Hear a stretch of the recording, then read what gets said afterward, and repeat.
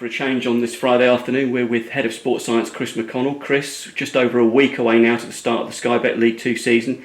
From your point of view, are we in a pretty good shape going into it? Yeah, very much so. We've had 6 pretty tough weeks since coming back from the summer, and the attitude to work's been spot on from all the players, and the coaches have put on some really good sessions to be able to get out not only what we're trying to achieve physically, but also what they're trying to achieve tactically. So the last sort of week or two, we've just been looking to just try and increase their match exposures. So that's been playing longer minutes throughout the fixtures. And from what everybody's been seeing, it's been really pleasing in terms of performance, and it doesn't harm to be getting some positive results alongside that. So back that up tomorrow. We'll be going into the season with a lot of momentum, which would do everybody a lot of good things going into the start of the season. It's great to hear. So, there's not many people on the sidelines at the moment. Is there anyone that you're working with who's trying to get into contention to get back in? Yeah, thankfully we've had a really successful period in terms of minimising the number of injuries that we've had. The only one really is PK, who unfortunately suffered quite a long-term injury back end of last season. He's had a really successful week by the sounds of it from St George's, and it was his first day back today. And then within the sort of either beginning of the next week or the week after that, he'll begin to start transitioning into late stage rehab where we'll be getting him sort of closer to contention in some capacity. But has to be said, he's worked really hard in his early stage rehab, and the surgeon's been really pleased with his progress. Everybody's been ecstatic with his attitude to go and work from such a tough injury setback. And everyone can't wait to sort of see him back on the grass properly, and it will effectively be like a new signing for us. That's fantastic news. There's been a lot of changes around here, of course, in the summer. You've seen a few, I think, over the years now that you've already been here. How much has your department grown, and how many sort of people have you got responsible for now? Yeah, so thankfully, thanks obviously to the board and to Craig as well for listening. I think at the back end of last year and being able to sort of help see this through. We've been lucky enough to be able to appoint an assistant physical performance coach named Jared, who started last Monday. So he's going to be sort of taking much more of a lead in terms of strength and conditioning practices, as long as contributing on the rehab side of things as well. I'm particularly excited to have Jared on board, and he's hit the ground running really well, and he's starting to build a really good rapport with the players. Has to be said that I had unbelievable help last year from my intern Matt Umney last year. It was a real positive influence on the department, as well as a vital cog of how we worked last year. He's gone into pastures new and got a really good job elsewhere out in Europe. So from a personal perspective, I'm really happy for him.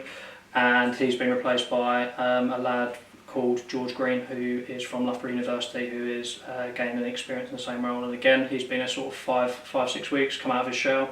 And is a really big help to me. So we're covering all the bases really well so far this year. We just need to sort of stay consistent with it to be able to provide the coaches with the best information that we can, sort of to help them make decisions from a physical perspective.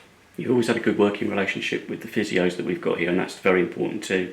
Bobby's come in; he's got that background from Millwall as well. I guess you've worked with him before. Yeah, so it's a funny way. It's a funny way that football works. Quite a small world. So Bobby was the head physio at Millwall when I was effectively learning my trade. It was my first full-time sort of paid job in football at Millwall when he was head of when he was head of medical over there. At the end of the season, he got another job at Portsmouth, which is where he'd been for quite a period of time since then. Bobby, get on really well with him. Happy for him to be here, and just obviously at the minute we've had a successful pre-season between the two of us in terms of minimising any sort of knocks, niggles, and injuries, which has been really positive, and just getting to grips with how each other works best, and so far everything's been going really well. Good to hear. And of course, such is the way that modern football is these days. You're rapidly becoming one of the longest serving members of staff here. From what you've experienced though in a relatively short space of time, I guess, I suppose in your young career still, it's done you in good stead going forward, what you're learning, the experience, yeah?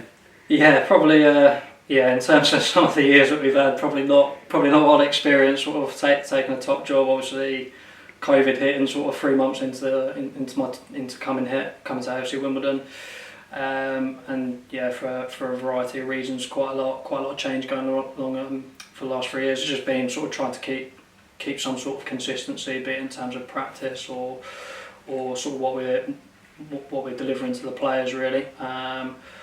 So yeah, I think probably up there now, unfortunately, in terms of longest serving members of staff here. But yeah, that's sometimes the way that football works. All I say is I'm really happy to be working with the gaffer, Skivo, Bezo and Rob now in close connection, and obviously Bobby coming in this summer.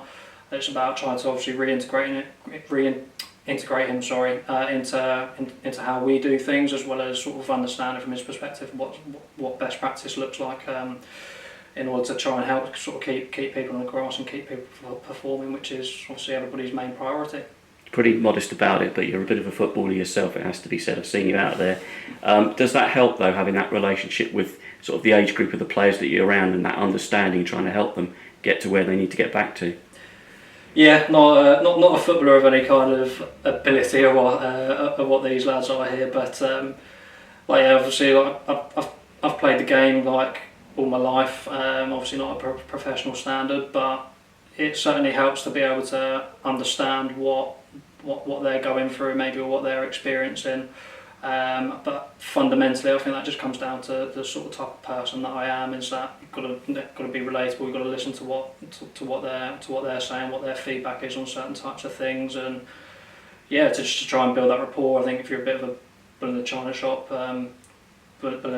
in general, regardless of generation or regardless of what your age is, then you're probably more likely to run into problems. So like, I just fundamentally try to treat people how I want to be treated, listen to them, and yeah, try to. Sometimes, obviously, you do have to maybe be a little bit stronger with them in terms of what you think is definitely going to be right for them. But taking their opinions into account is always going to sort of lead to probably a better practice and a better understanding in terms of what they're going through. Because of like while I obviously play sort of in my own time, and while I was sort of in and around the professional circuit as a youth player, I've not physically been like a professional footballer, so I can't necessarily 100% know what it's like to be a professional footballer from that perspective. So I just have to sort of build my experience. I just have to gauge it from my experience, but also my education in terms of what they've undergone, what sort of